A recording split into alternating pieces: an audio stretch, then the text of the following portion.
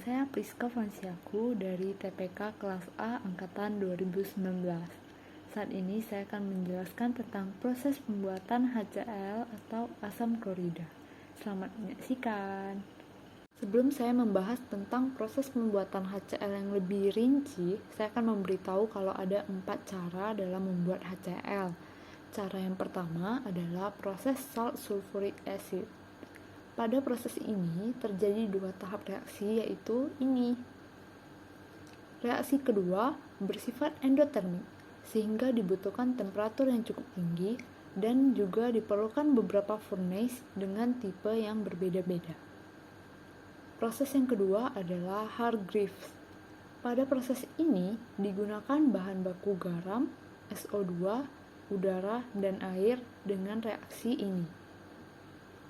Reaksi yang terjadi bersifat endotermik dan reaktan yang masuk harus dinaikkan temperaturnya sampai 450 derajat hingga 540 derajat Celcius. Pada saat ini, proses yang pertama tadi, salt sulfuric acid, dan proses yang kedua ini, Hargreaves, jarang digunakan lagi karena produk HCl yang dihasilkan kemurniannya itu sangat rendah. Yang ketiga adalah proses direct synthetic hidrogen dan klorin. Pada prinsipnya, proses ini merupakan proses yang mereaksikan hidrogen dan klorin secara langsung dalam suatu reaktor. Produk HCl yang dihasilkan pada proses ini mempunyai konsentrasi yang relatif tinggi hingga 20 derajat Bound. Reaksi yang terjadi antara hidrogen dan klorin sangat eksotermik, sehingga reaktor biasanya dilengkapi dengan suatu sistem pendingin. Gas HCl yang dihasilkan diturunkan temperaturnya dalam suatu alat yang bernama cooler.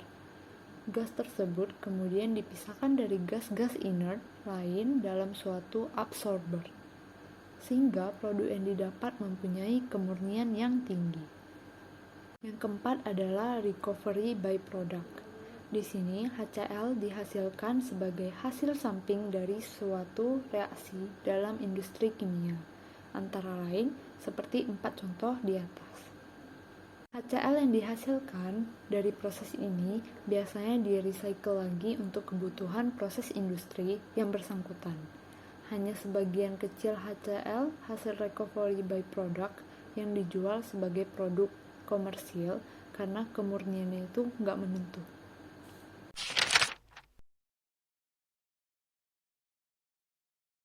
Akan menjelaskan diagram alir dari proses salt sulfuric acid. Proses diawali di mana NaCl atau garam dapur dan H2SO4 atau asam sulfat dimasukkan ke dalam reaktor. Reaktor kemudian dipanaskan dengan menggunakan bahan bakar.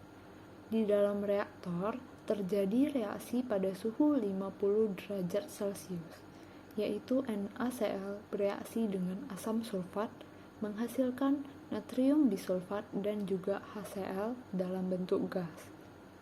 Natrium bisulfat kemudian direaksikan lagi dengan natrium klorida menghasilkan natrium sulfat dan juga gas HCl. Natrium sulfat kemudian dikeluarkan dari reaktor dan langsung ditampung. Sedangkan gas HCl dikirimkan ke menara pendingin untuk didinginkan. Dari menara pendingin, gas HCl kemudian dialirkan menuju ke absorber dengan bantuan air atau H2O. HCl dijerat atau diabsorpsi. Dengan proses absorpsi ini menghasilkan HCl dengan konsentrasi antara 35 hingga 40 derajat Celcius yang kemudian ditampung ke dalam tangki penampungan. Gas HCl yang tidak terabsorpsi atau sisa gas HCl kemudian dimasukkan kembali ke menara pendingin. Dari menara pendingin dihasilkan gas buang dan gas HCl yang kemudian dialirkan ke absorber untuk diabsorpsi menggunakan air kembali.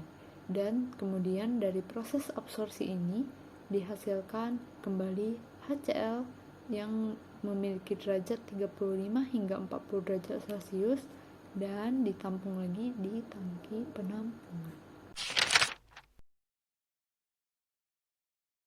Saya akan menjelaskan tentang proses direct sintetik hidrogen dan klorin. Dari diagram alir ini, proses diawali di mana gas hidrogen dan juga gas klorin dipompa menggunakan centrifugal fan menuju ke heat exchanger, di mana suhunya diturunkan dan kemudian dialirkan ke dalam reaktor. Di dalam reaktor, reaksi berlangsung pada suhu 140 derajat Celcius dan tekanan 1 atm. Reaksi yang terjadi adalah H2 ditambahkan Cl2 menjadi HCl dalam bentuk gas. HCl dalam bentuk gas ini kemudian dimasukkan ke dalam heat exchanger dan dipompakan menggunakan centrifugal fan menuju ke absorber. Di absorber ini, gas HCl akan diabsorpsi dengan air yang sebelumnya dipompa oleh centrifugal pump. Suhunya diturunkan.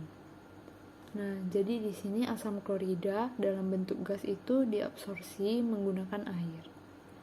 Dihasilkanlah asam klorida dengan konsentrasi 38% dan dialirkan menuju ke storage atau tangki.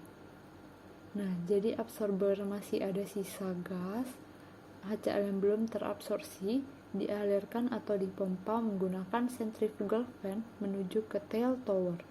Prinsipnya sama dengan absorber, di mana gas HCl akan diabsorb menggunakan air yang dipompakan masuk menggunakan centrifugal pump yang suhunya diturunkan. Jadi HCl nanti di tail tower sama dengan di absorber, dijerat menggunakan air. Setelah dijerat menggunakan air, dari proses ini maka didapatkan HCl dengan konsentrasi 38% juga, yang kemudian dialirkan ke storage. Jadi itu adalah dua proses pembuatan HCl, yaitu dengan proses salt sulfuric acid dan proses direct synthetic hidrogen dan klorin. Semoga video ini bermanfaat ya untuk kalian. Terima kasih.